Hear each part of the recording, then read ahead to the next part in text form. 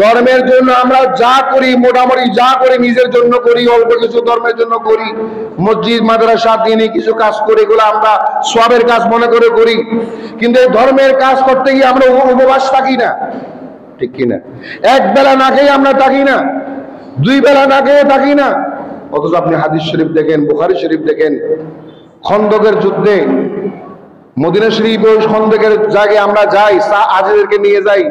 ওই খন্দকের যুদ্ধে 7টা পরিখা খনন করা হয়েছিল। গর্ত কয়টা বলেন? কয়টা? 7টা গর্ত খনন করা হয়েছিল। এটা একটা যুদ্ধের কৌশল ছিল।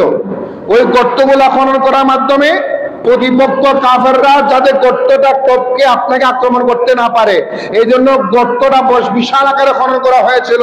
তখন তো বর্তমান সময়ের মতো কোনো মেশিন ছিল না।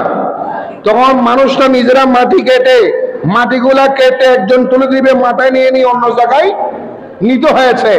এইভাবে করে মাটি কাটা শুরু হলো। আর সাহাবায়ে কেরামদেরকে নবীজি দায়িত্ব দিয়ে দিলেন, তুমি এতটুকুন করবে, তুমি এতটুকুন করবে। এক একজনকে এরিয়া কি করে দিয়েছেন বলেন না? কি করে দিয়েছেন? ভাগ করে দিয়েছেন। নবীজি কিন্তু এমন একজন আদর্শবান মানুষ ছিলেন, সাহাবায়ে কেরামকে ভাগ করে দিয়েছেন, নিজের ভাগে কিছু রাখেন না এমন না। নবীজি নিজের ভাগও রেখেছেন, এই অংশটা আমি কাটবো। আল্লাহু আকবার। এগুলোর নাম আদর্শ। আমরা তো সবাই আমার অনুগত যারা তাদেরকে ভাগ করে দিই, নিজে কিছু করি না, নিজে শুধু তাকায় থাকি, ঠিক না? আর নবীজি বলেন না, তোমরাও মাটি কাটবে, আমিও মাটি কাটবো।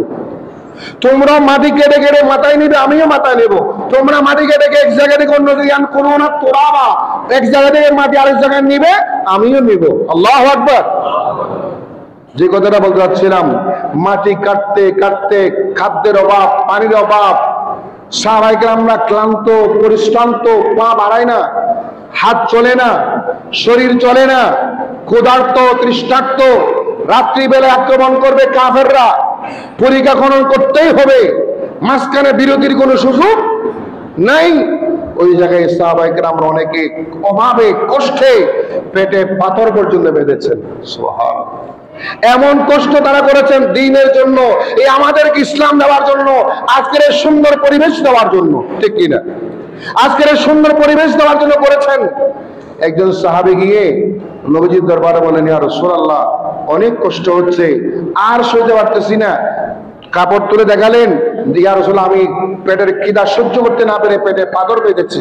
একটা পাথর বেঁধে তিনি আর সহ্য করতে না পারে নবীজির দরবারে গেলেন।